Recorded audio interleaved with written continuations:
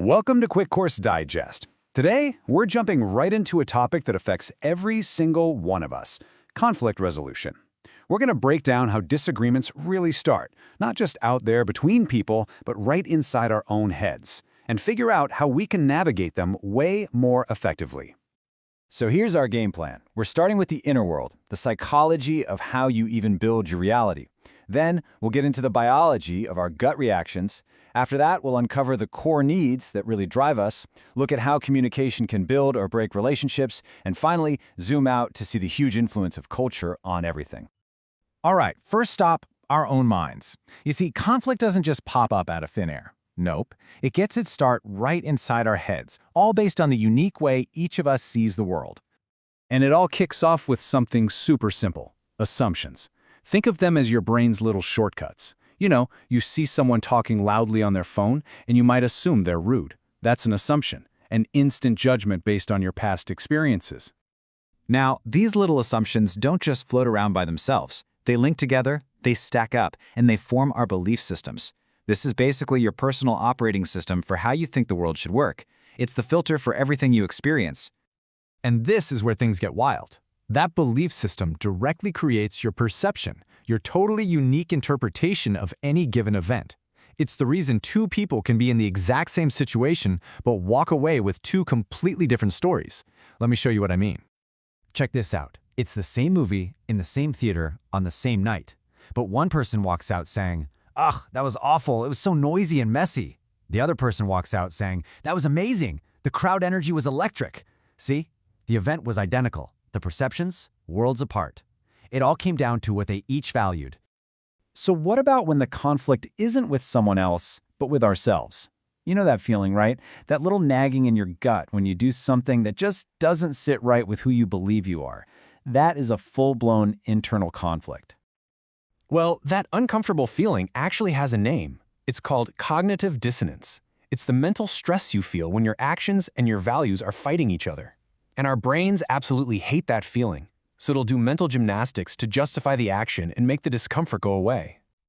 Okay, let's switch gears from the purely psychological to the biological. Because when a conflict really heats up, it's not just a battle of ideas, it's a physical event. Our ancient primal brain kicks into high gear. You know exactly what I'm talking about, the classic fight or flight reaction. The second your brain's little threat detector, the amygdala, senses danger, real or perceived, it slams the panic button. Adrenaline floods your system, your heart races, and your logical, rational brain just goes completely offline. It's all instinct at that point. And this brings us to one of the most important ideas in all of conflict resolution: learning to shift from a knee-jerk reaction to a conscious response. A reaction is automatic. You're just a passenger. A response is a choice. It's about taking the steering wheel back from your primal brain. So how on earth do you do that? Well, it's actually way simpler than it sounds. Things as basic as taking a few slow, deep breaths, or literally just counting to 10 or stepping out of the room for a minute can be absolute game changers. This gives that rush of adrenaline time to fade and allows your smart, rational brain to come back online. Okay, so once we've got our initial fiery reaction under control, we can start to dig a little deeper. We can start asking, what are we really fighting about here? Because it's usually not what it seems. We're really fighting for our fundamental human needs. Seriously, think about the last argument you had. Was it really about the dishes in the sink, or was it actually about feeling unappreciated? Was it about the project deadline, or was it about your status being challenged? 9 times out of 10, the real conflict is hiding under the surface, tied to one of these 5 core needs. So now let's look at how all this internal stuff, our perceptions, our needs, plays out when we actually interact with other people. And it really all comes down to one thing: communication. Every time you say something, your message has to pass through a whole series of filters to get to the other person. Some are external, like actual static on a phone line.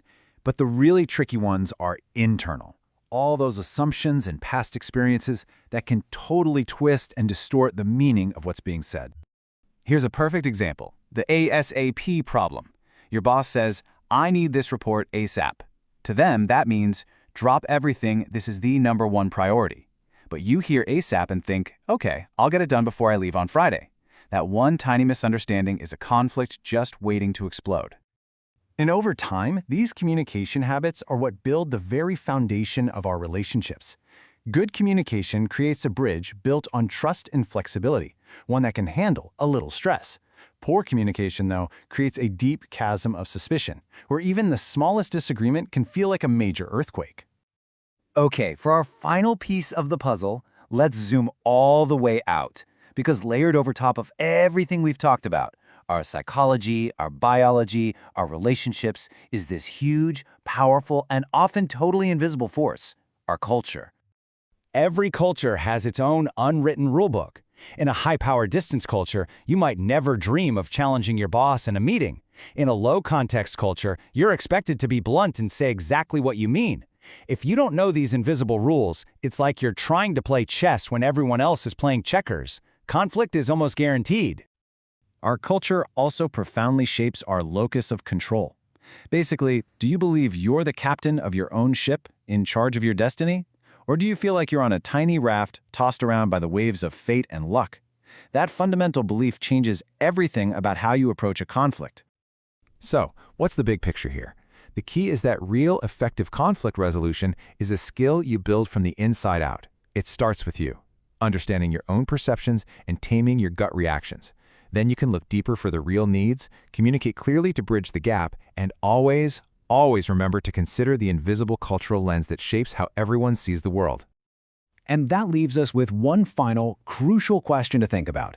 The next time you feel a conflict brewing, ask yourself, what story am I choosing to tell myself about the situation? Because in the end, the story you choose to believe will determine everything that happens next.